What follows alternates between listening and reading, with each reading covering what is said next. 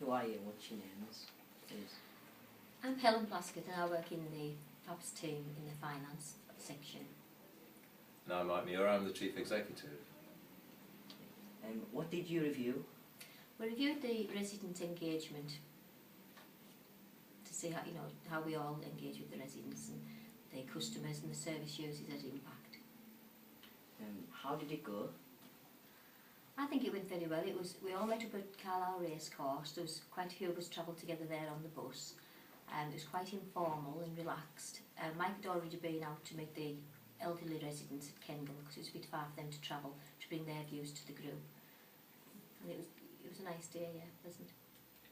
We had some staff there and quite a lot of residents and some board members as well, so it was quite a big group. There was about 30 people there.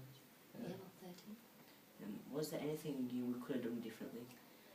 When we went into groups in the day, apart from the young people who kept their staff members with them, maybe for support, we tended to be split, staff on one table and residents and different members on other tables.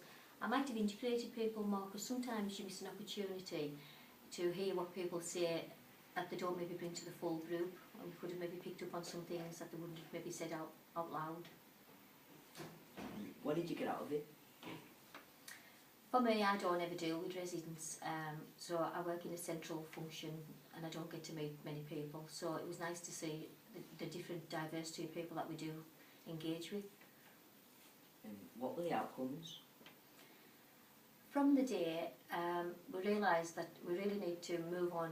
It was the communication was the main thing. People at Cottonmouth don't necessarily want to know what's going on at Salterbeck and things like that. So we made this matrix to show the different groups of customers that we've got and the different ways that they'd like to communicate with them.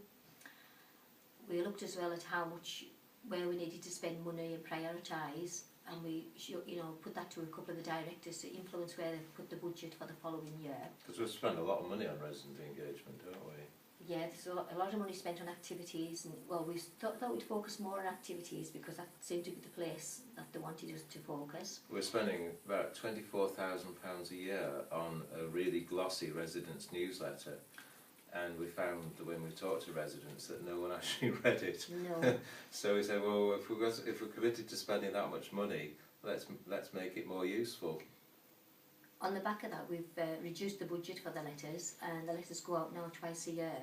And what we've done, the first page of the letter, it's all about their local area. So we have 11 versions now of the newsletter, which is much more appropriate to the people who are receiving it.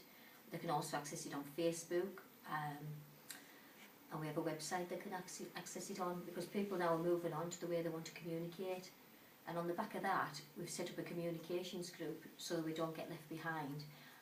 And we're going to communicate. Some of our young people want to use Twitter, so now staff use that with the customers. Although I have to say that you and I are not quite down the road as far as Twitter yet, are we? No. For the majority, Twitter's quite new.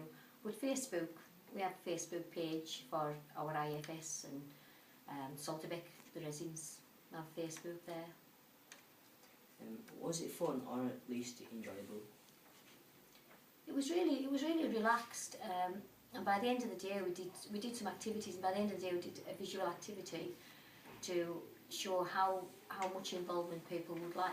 Oh, it was that standing in that line, wasn't it? Yeah, and they were fighting over each other, and people were really enjoying and really into showing what they wanted to do, and it come out that really they would like to have more say in running the business and the decision making. We asked people to stand in a line.